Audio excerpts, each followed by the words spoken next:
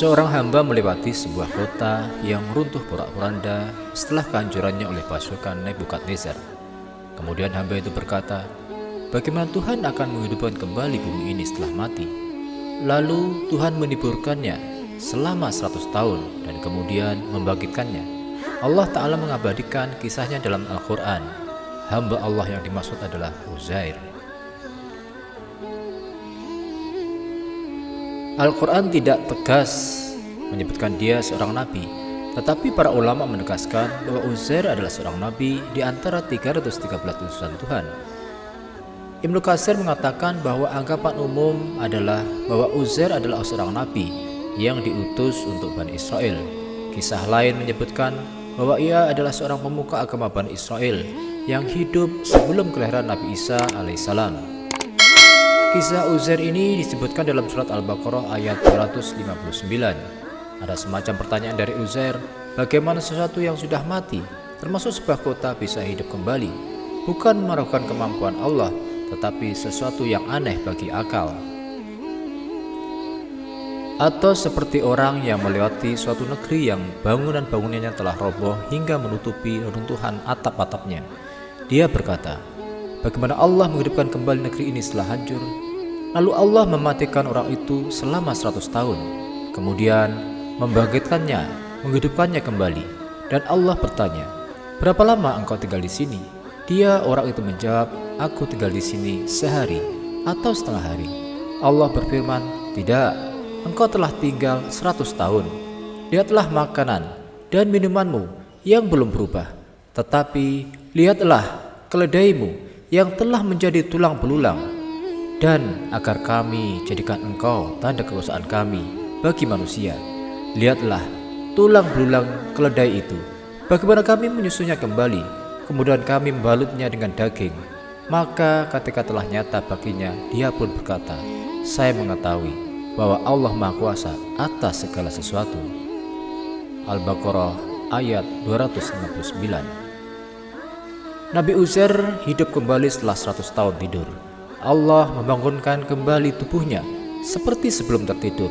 Dan Allah ingin menunjukkan kepada Uzair betapa Allah mampu berbuat apapun.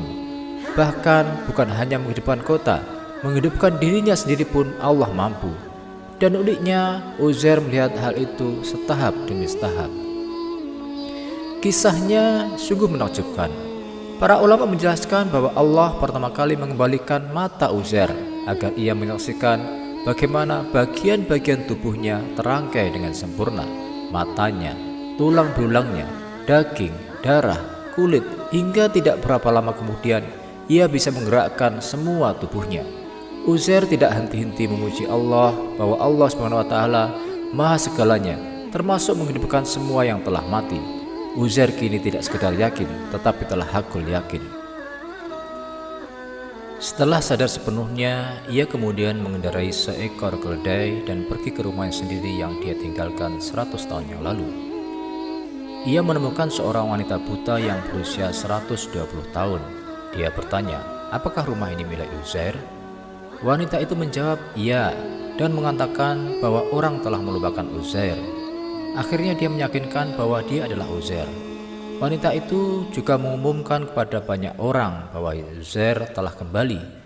Uzair juga didatangi putranya sendiri yang berusia 118 tahun. Kemudian ketika dia dimatikan, putranya masih berusia 18 tahun. Bocah itu kemudian mengatakan bahwa ayahnya memiliki tanda lahir di antara bahunya. Dia juga menunjukkan tanda lahir. Al-Quran menceritakan tentang sikap orang Yahudi yang terlalu jauh menyebut Uzair anak Tuhan. Orang Yahudi menyebutnya Isro dan dianggap pahlawan karena persalinan Taurat. Saat itu tidak ada orang yang mengenal Taurat setelah semuanya dibakar selama penyerbuan Raja Nebukadnezar. Karena itu mereka meminta Uzair untuk membawa satu-satunya salinan Taurat yang disembunyikan oleh ayahnya sendiri bernama Saruka. Ketika Nabi Uzair mengeluarkan salinan Taurat dari tempat persembunyiannya, ia melihat kertas itu sudah robek dan rusak. Jadi Uzair duduk dan berpikir tentang bagaimana menulis ulang Taurat. Saat dia berdiri di hadapan orang-orang Yahudi, 2 bintang tiba-tiba jatuh dari langit dan menghantam dadanya. segera membuka ingatannya. Kemudian Uzair menulis ulang Taurat. Ketika orang-orang Yahudi melihat itu, mereka mengatakan bahwa Uzair anak Tuhan karena dua alasan. Pertama, kesaksian mereka merujuk pada dua bintang yang jatuh dari langit. Dari sudut pandang mereka, ini adalah tanda menjadi anak Tuhan. Kedua, bahwa Nabi Uzair dapat menyalin kitab Taurat hanya dengan ingatannya.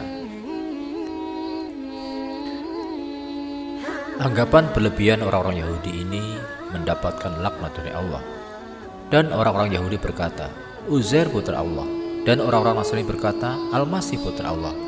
Itulah ucapan yang keluar dari mulut mereka. Mereka meniru ucapan orang-orang kafir yang terdahulu.